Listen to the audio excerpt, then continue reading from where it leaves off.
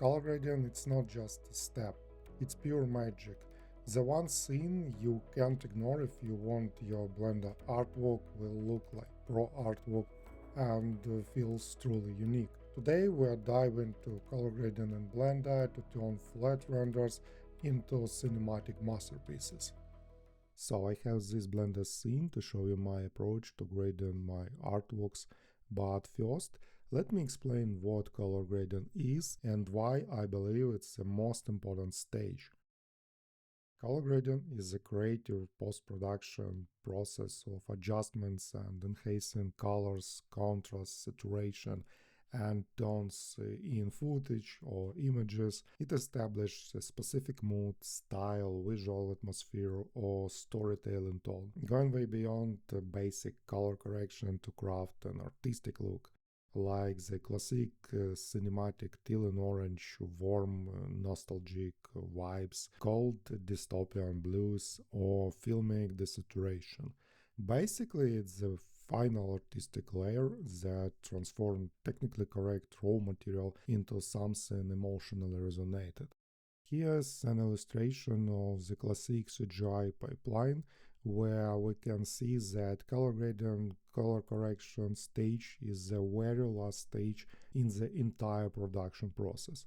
That's how it works in big production. Multiply teams handle different stages, which are then combined during compositing and finally go to color grading.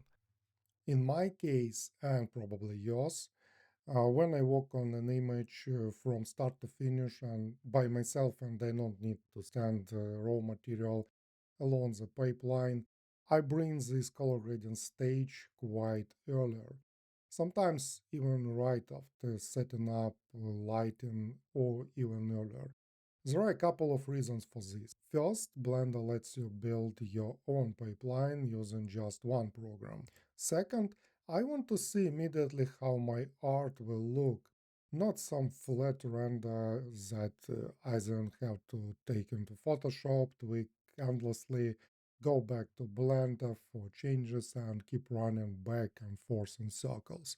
Everything happens right here in Blender, and it's damn convenient, because Blender allows us to do real-time grading directly in 3D viewport.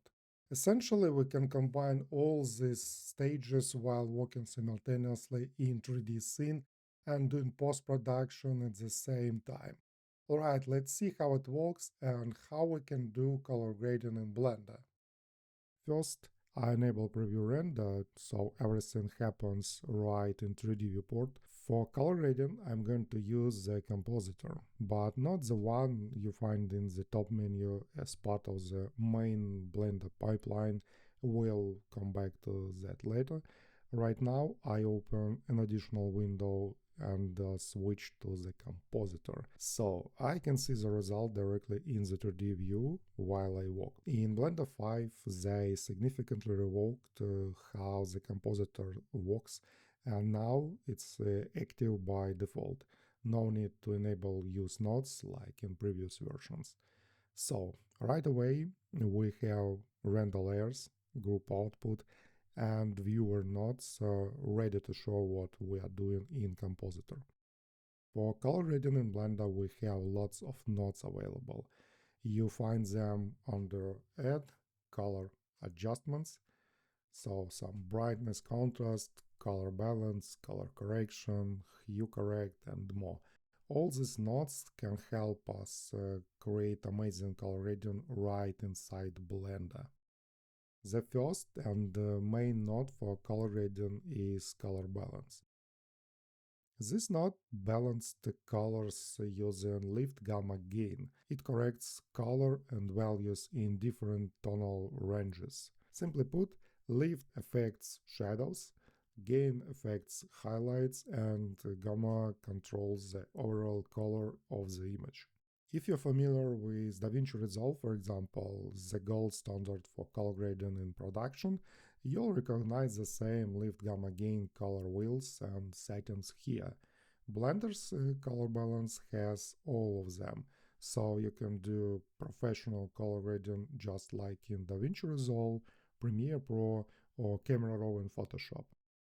Since I'm working in real-time 3D Compositor now, I need to enable Compositor output for the camera or always. The difference is camera shows adjustments only when viewing through the camera, while always applies them to the whole scene. I usually use it for camera only. And now, while working directly in 3D scene in Blender, I can grade the image exactly how I want. For example, let's say I want slightly cool shadows and a bit warm light.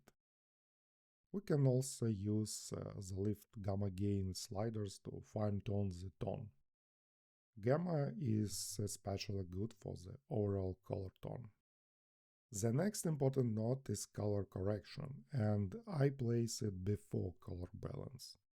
Here we have master settings for the whole image, plus separate controls for shadow, midtones, and highlights.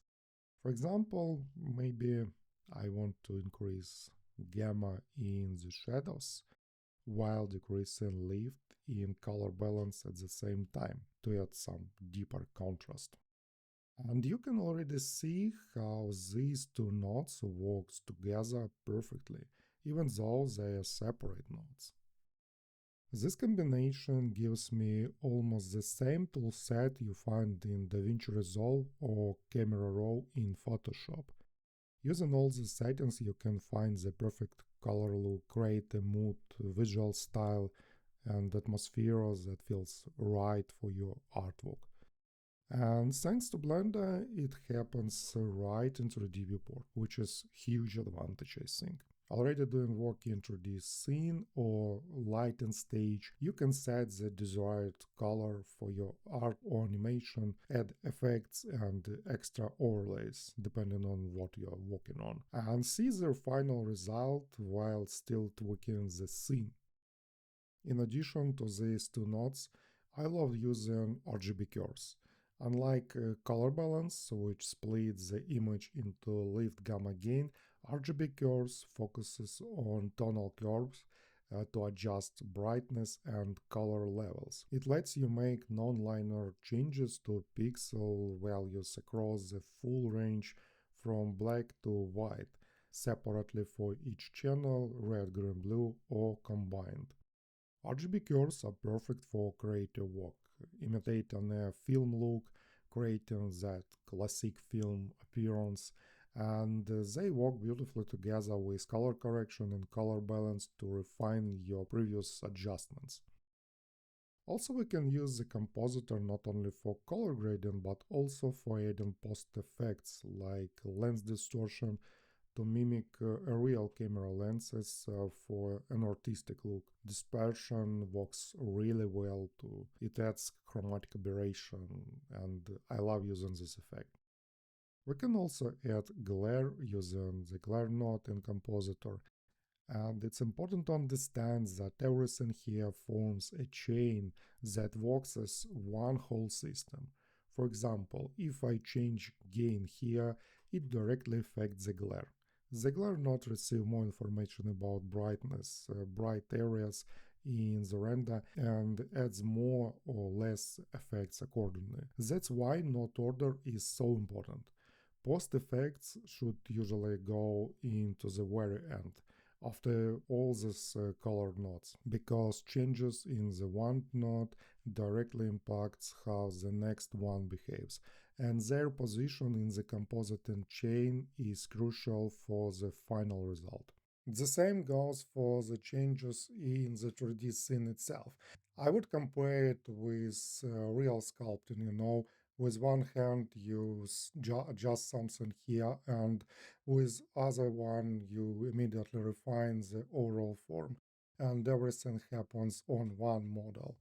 So that's why I love working in Blender so much. I can simultaneously work in 3D scene and do color grading, improving and enhancing the picture right in the process without breaking into the separate stages. The only downside is that you have to add all these nodes manually every time which you open your Blender scene, for each new project. At some point, I thought Blender is so convenient. Why not simplify my life even more with one tool for color grading and post production? So, I built my own add on for color grading. It works on top of the compositor, but without the need to add everything by hands every time. You don't even need to open the compositor window. I can close it. And everything still works directly in 3D viewport. It's all in one place, just press start grading and you get everything needed for real-time color grading and post-production right in Blender. I can do the same things and even more without extra steps. This is my PowerGrade 2.0, the updated version for Blender 5. It runs faster than before and includes new post-production features. It's available on my Patreon for members and you can download it there too. Link in the description to this video. In addition to the color gradient settings we already looked at in Compositor, which are also here, this add-on has filters, a need to increase sharpness or make the image softer, perfect for artistic or filmic look. Glare, just enable it and set bloom, for example, which I usually use color and strings. Much faster and more convenient, everything in one place. Just like before, it all works in chain. If I go back to color balance and change gain, it affects the glare, as you can see. That's important to understand. Any changes higher up impact the ones below. Next, post effects like lens distortion and chromatic aberration. As you can see, it works fast. Vignette, I love vignette. It adds focus to the frame, so we can change the shape of this effect, size, position, and emphasize what's important in your artwork, plus strings control.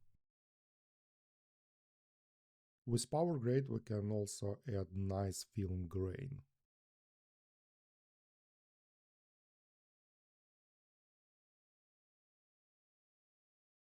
And here, before and after. Looks great. And I spent just a couple of minutes creating this color look, as you can see. The most distinguishing feature of 2.0 version is overlays. I call it custom grain, but we can add any images over the render. I usually love using some scratches and glitches to imitate photo artifacts, So we can add an image from this Blender file or load a new one from disk. Just to show you, let's add this one. So we can scale the image, rotate it or shift it on X and Y axis, and of course change the blending mode for better effect.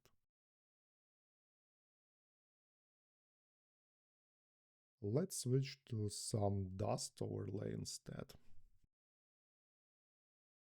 This add-on is fully professional pipeline for color grading and post-production, the same kind we use in DaVinci Resolve or Camera Raw, but right inside Blender, and you get the final render immediately without extra correction.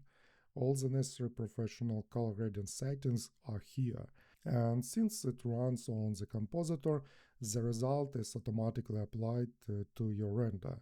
As we can see, this is my final output. It also works directly inside the compositor. That means after the render is done, we can continue color grading and post-production right there over the finished render. So you can find the PowerGrade add-on in the sidebar in Compositing. And all the settings from the 3D viewport stay exactly the same, so you can keep working. For example, maybe I pull up exposure, adjust a bit brightness, and decrease this overlay grain. Change the vignette, or even recolorize this effect. If needed, I can go back to the 3D viewport to tweak something in the scene, and all the settings will still work there. So if I zoom it a bit, the add-on itself looks like this, just one node. And since it's still based on compositing, you can use it like regular compositing too. For example, if you want to mix layers or use Cryptomate, do it before this power grade node. So this add-on node is just a final stage, like the color gradient layer that's shown in this image. Therefore, if you need to do any direct manipulation in Compositor with the render, do them before this node. And the power grade handles the final grading. And one last thing, this add-on can also work as compositor only. So I mean, I can open a new Blender file, press start grading, but now in compositing, and I can drop the render here, connect it instead of render layers, and work with it just like in camera raw in Photoshop. Compositing in Blender has GPU acceleration, so it works fast too. We can use it in real time in 3D scene, make changes in compositing after rendering, or use separate Blender files just for color grading. I use all these ways. Sometimes I even do some grading in my main 3D scene, then append this compositing node tree into new scene in Blender and finish this artwork there. At the beginning, I said color grading is the final artistic layers that transform technically correct raw material into something emotionally resonated. And the technically corrected raw material is the key point here. Even though we can use Blender for entire process and do color grading right into the viewport in real time, it's important to remember that the classic process illustration should still be respected. Color grading is about grading and enhancing the material, not totally changing or fixing bad one, though we can also do this. But it doesn't mean you can do whatever in 3D space and then try to rescue it with color gradient to make a nice piece of art. Absolutely not. Post production is the logical continuation of what we do in 3D viewport. Using all these techniques, we improve our image. Yes, we can partially change things and add post effects or shift the color mode a bit, but the foundation is built here with lighting, shadows, objects, and of course color. Color grading serves to enhance everything we've created, not replace it. That's why it's so important to follow the correct node order in Compositor for color grading and not break the logic of the workflow, which stage comes first and which stage comes last. You can get Power Grade add-on on my Patreon, link in the description to this video, or if you prefer, just use Blender's built-in compositor, but always do it smartly. Subscribe to my channel so you do not miss the next video. Hit the like button to this video if this video was useful for you. Also check out my Patreon, there you can also find tutorials, masterclasses and other assets. So see you in the next one. Bye.